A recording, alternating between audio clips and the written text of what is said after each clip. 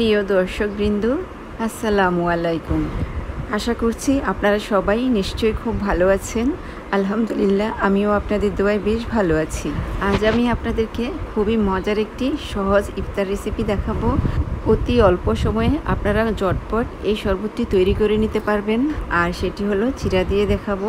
আর এটা যদি আপনারা এইভাবে তৈরি করে খান, সারাদিনের ক্লান্তি আপনাদের দূর হয়ে যাবে, একদম মন প্রাণ ঠান্ডা শীতল হয়ে যাবে। আপনারা চিরা দিয়ে যদি এভাবে এই শরবতটি তৈরি করে ইফতারের সময় খান, তাহলে চলুন আর দেরি নয়, আমরা মূল রেসিপিতে চলে যাচ্ছি। তার আগে আপনাদেরকে অনুরোধ করব, আপনাদের কাছে যদি রেসিপিটি ভালো লেগে থাকে তাহলে আমার চ্যানেলটিকে সাবস্ক্রাইব করে দিবেন, আর বেশি বেশি করে আপনাদের পরিচিত সবার সাথে শেয়ার করে দিবেন।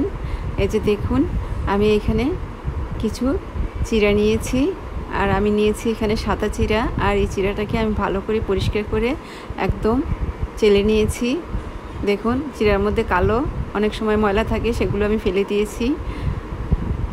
তো এইভাবে চিরাটাকে আমি এখন পানি দিয়ে, নর্মাল পানি দিয়ে প্রায় 4-5 বার ধুয়ে পরিষ্কার করে নিব। যতক্ষণ কালো পানিটা বেরোবে ততক্ষণ পর্যন্ত ধুয়ে পরিষ্কার করে নিয়েছিলাম। তারপর 1 কাপ পানি দিয়ে আমি এই চিরাটাকে ভিজিয়ে রেখেছিলাম। দেখুন, পানিটা শুষে নিয়েছে আর চিরাটা একদম নরম হয়ে গিয়েছে, খুব ঝরঝরে হয়ে গিয়েছে। তো এবার আমি নিব একটি ব্লেন্ডারের জার। তো এখন আমি ব্লেন্ডার জারে আপনার দিয়ে দিচ্ছি 2টো ছোটো সাইজের কলা। তারপর এখানে আমি দিয়ে দিব এখন সেই ভিজে রাখা চিরাগুলো। এই যে দেখুন, আমি চিরাগুলো এখানে দিয়ে দিচ্ছি। আমি এখানে চিরা নিয়েছিলাম 1 কাপের মতো, আর 1 কাপ চিরাতে আমি 1 কাপ পানি দিয়ে ভিজিয়ে রেখেছিলাম, কিন্তু পানিটা একদম শুষে নিয়েছে। তা আমি এখন দিয়ে দিচ্ছি চিরাটা। আপনারা যদি এইভাবে ইফতারের সময় এই শরবতটা তৈরি করে খান, দেখবেন আপনাদের সারাদিনের রোজা রাখার পর যে ক্লান্তি ভাবটা শরীরে এসে যায়, সেই ক্লান্তিটা দূর হয়ে যাবে, একদম শরীরটা শীতল হয়ে যাবে। খুবই ভালো লাগে এই শরবতটা খেতে। আপনারা একবার হলেও ট্রাই করে দেখবেন। আর আমি এখানে দুধ জাল দিয়ে ঘন করে নিয়েছি। আমি দুধের সাথে চিনি এবং কনডেন্স মিল্ক মিশিয়ে নিয়েছি। আমি 1/4 কাপ কনডেন্স মিল্ক দিয়েছি, আর চিনি দিয়েছি 3 টেবিল স্পুন দিয়ে আমি এটাকে জাল দিয়ে ঘন করে রেখেছি। ঘন করে আমি এটা ফ্রিজে রেখে দিয়েছিলাম, ডিপ ফ্রিজে রেখে দিয়েছিলাম প্রায় আধা ঘন্টার মতো। তো এখন আমি দিয়ে দিলাম এখানে চিরার মধ্যে। আর আপনাদের হাতে যদি সময় থাকে তাহলে আপনারা আরও 1-1.5 ঘন্টাও ফ্রিজে রেখে দিতে পারেন। আর মিষ্টিটা আপনারা আপনাদের স্বাদ মতো দিয়ে নেবেন। আমি আমার স্বাদ মতো দিয়ে নিয়েছি। তো এই পর্যায়ে আমি ব্লেন্ডারের ঢাকনাটা লাগিয়ে নিব। লাগিয়ে তারপর আমি এটাকে খুব ভালোভাবে মিহি করে ব্লেন্ড করে নিব।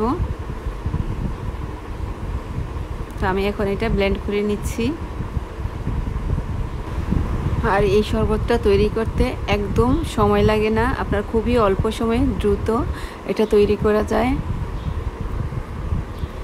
আপনারা চাইলেই অনায়াসে এই শরবতটা এইভাবে তৈরি করে ইফতারের টেবিলে দিতে পারেন। দেখবেন এটা পরিবারের সবাই, ছোট বড় সবার কাছে এটা ভীষণ ভালো লাগবে।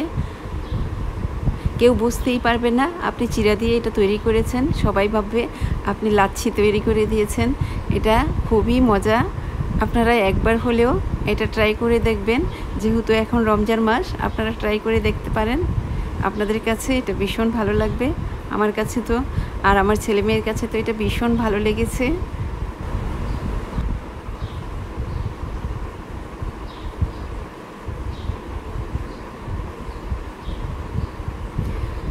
তো আমার এটা ব্লেন্ড করা হয়ে গিয়েছে।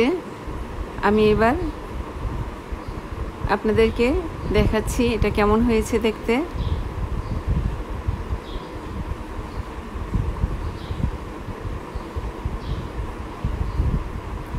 আপনারা নিজেরাই দেখলেই বুঝতে পারবেন না যে এটা চিরার শরবত নাকি এটা লাচ্ছি।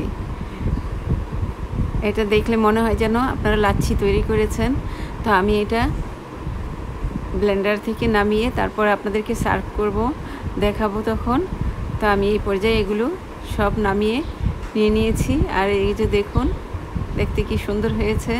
তো আমি এখন 2টো গ্লাস নিয়েছি এখানে, আর সেই গ্লাসের মধ্যে দিয়ে আপনাদেরকে দেখাচ্ছি।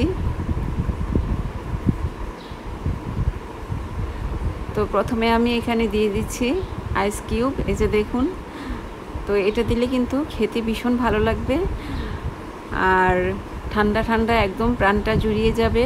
তো আমার বরফ দেওয়া হয়ে গিয়েছে, এবার আমি ঢেলে দিচ্ছি এখানে আমার সেই চিরার শরবতটা। আশা করছি আমার রেসিপিটি আপনাদের কাছে বেশ ভালো লেগেছে। আর যদি ভালো লেগে থাকে লাইক, কমেন্ট এবং বেশি বেশি করে শেয়ার করে দিবেন পরিচিত সবার সাথে। এবার আমি দিয়ে দিচ্ছি কাপ দই।